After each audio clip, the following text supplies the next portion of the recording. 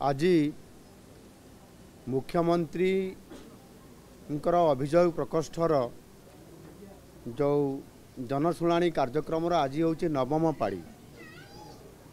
आम सरकार निरंतर भाव निजे मुख्यमंत्री निजर सहयोगी मंत्री मानकर सहित बसिकी ऑफिसर मानकर सहित उपस्थित रे ये कार्यक्रम को निरंतर भाव कर चली।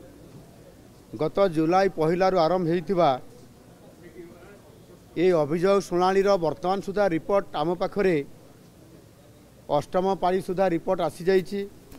सेथिरे 8737 अभियोग आसीतिला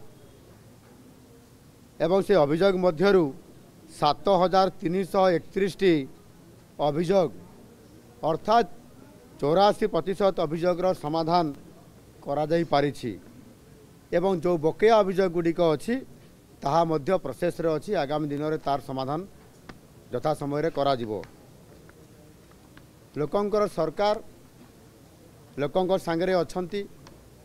जो लोक माने साधारणतः भाव में दुखी एवं समस्या रे जर्जरित होउछंती विभिन्न तलस्तर प्रशासनिक स्तर रे हो बा विभिन्न क्षेत्र रे हो सेमाने जेते बड़े हारासमेंट होउछंती सेते बड़े सेमाने माननीय मुख्यमंत्री अभियोग प्रकोष्ठ को भरोसा नहीं करी आशा नहीं करी सेमाने आसुछंती।